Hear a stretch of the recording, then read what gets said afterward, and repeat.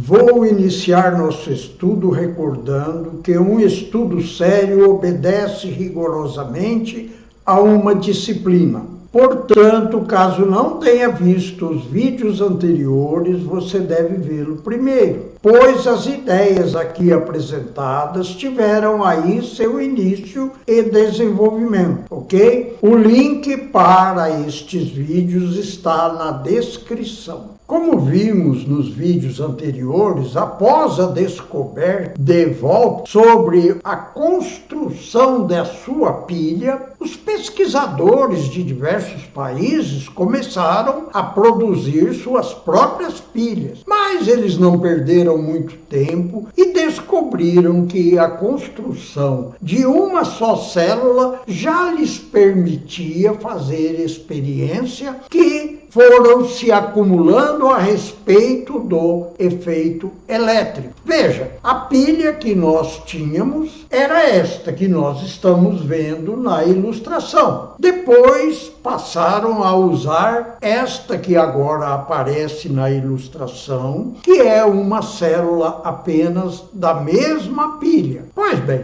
com esta célula eles puderam, por exemplo, descobrir que o material que se decompunha de um lado de um dos bastões, como no caso o zinco, ia se decompondo e sendo depositado sobre o bastão de cobre. Foram experimentar isso de diversos modos. Veja esta ilustração. Nela nós temos um bastão de prata que está sendo decomposto e os átomos da prata estão aderindo sobre uma colher de ferro, provavelmente. Então, nesse caso, se diz que a colher ganhou um banho de prata. Ela fica com a aparência de prata e pode ser vendida para quem não conhece bem as coisas como prata. Bom, se fosse ouro, teríamos um banho de ouro e os produtores de bijuteria aqui chamam hoje de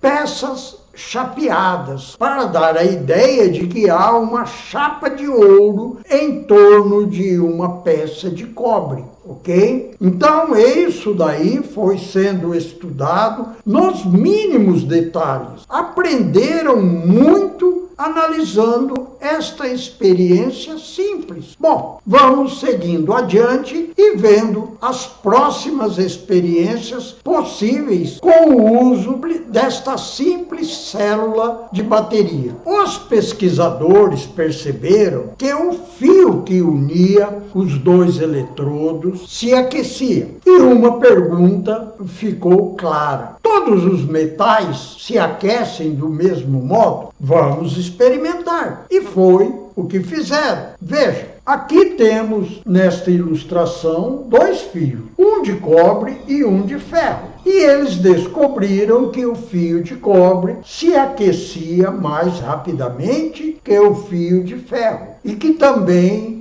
a transferência de material daquele eletrodo que estava se decompondo para o outro eletrodo, ela ficava mais lenta. Concluíram então que o ferro oferece uma resistência à corrente elétrica maior do que o cobre. Aqui foi colocado nesta ilustração a palavra ohm, que é a unidade de resistência, em homenagem a um grande pesquisador. Nós o veremos em detalhes ainda mais adiante. Os pesquisadores descobriram também que o comprimento do fio afetava a rapidez do aquecimento e a dissolução do bastão de zinco. Portanto, compreenderam que o comprimento do condutor afetava a resistência e descobriram também que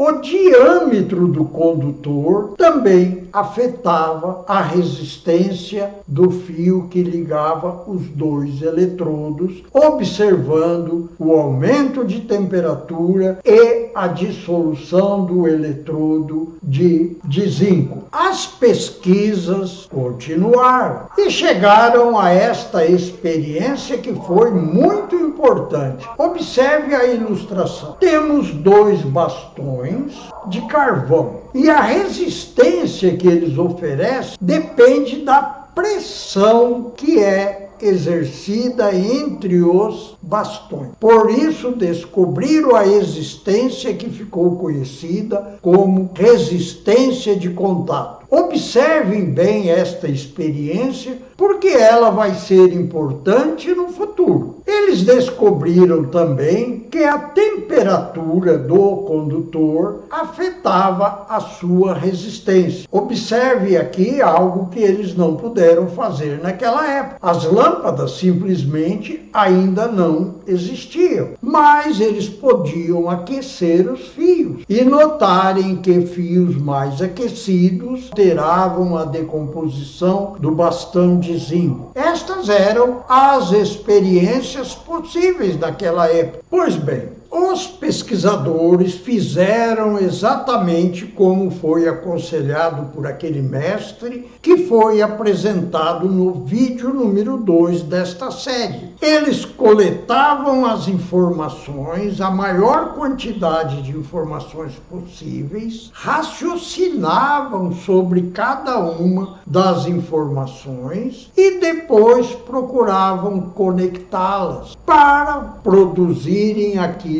que hoje chamamos de modelo descritivo, ou seja, um modo de descrever algo que nos é desconhecido. Pois bem, foi exatamente isso que fez um grande pesquisador. Este aqui, ele é George Simon Ohm, que entre os anos de 1826 e 1827 definiu a primeira descrição matemática dos circuitos elétricos. Temos hoje, portanto, a chamada Lei de Ohm, que para mim é a mais usada e importante lei da eletricidade. Veja aqui a descrição desta lei. Ela diz que a voltagem é igual à resistência multiplicada pela intensidade da corrente. Aqui está, com detalhes, a descrição desta lei. Ela recebeu